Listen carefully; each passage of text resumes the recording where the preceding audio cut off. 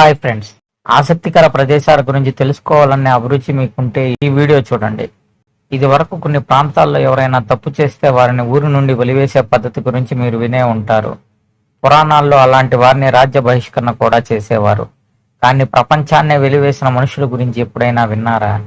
ప్రపంచాన్ని అసలు మనుషులు ఎలా వెలివేస్తారు, వెలివేసి ఎలా జీవిస్తారు అనే సందేహం మీకు రావచ్చు. కానీ ఇది నిజం. ఆ మనుషులు ఇప్పటికీ ఉన్నారు. వారు దాదాపు 60,000 సంవత్సరాలుగా ప్రపంచానికి దూరంగా బతుకుతున్నారు. విశేషం ఏంటంటే వీరు నివసించేది భారతదేశంలోనే. భారతదేశంలో కేంద్రపాలిత ప్రాంతం అండమాన్ నికోబార్ దీవుల గురించి మీకు తెలిసే ఉంటుంది. ఎంతో సుందరమైన ఈ ప్రాంతాన్ని సందర్శించేందుకు ప్రపంచవ్యాప్తంగా టూరిస్టులు వస్తూ ఉంటారు.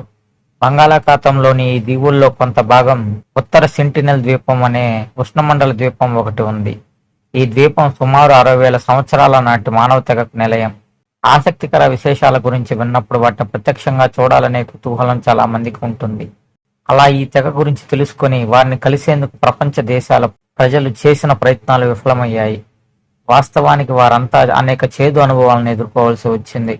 1967లో మానవ శాస్త్రజ్ఞుడు టిఎన్ పండిట్తో కలిసి భారత ప్రభుత్వం సెంటినెలీస్ ద్వీప ప్రజలతో సంబంధాన్ని పెంచుకునేందుకు ప్రయత్నించింది.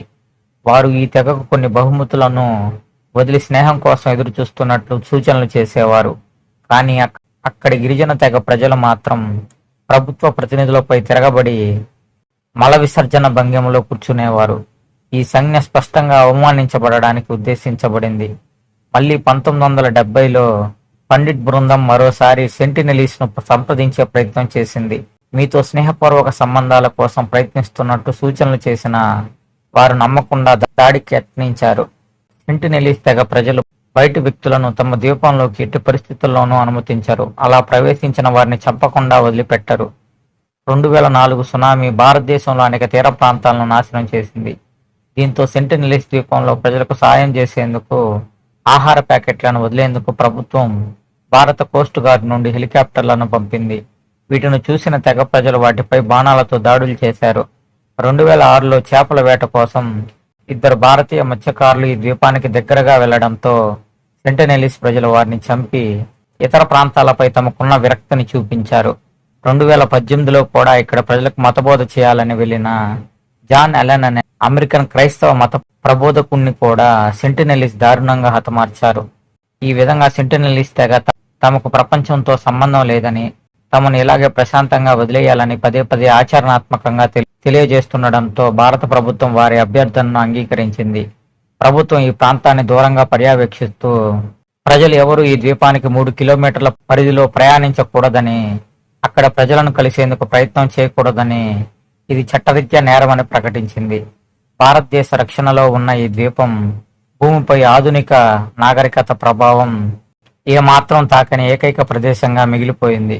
సెంటినెలీస్ తెగ ప్రజలు కొన్ని వేల సంవత్సరాలుగా ఇక్కడ నివసిస్తున్నారు. వారి ద్వీపంలో లభించే వేట, పండ్లు మాత్రమే వారి జీవనాధారం.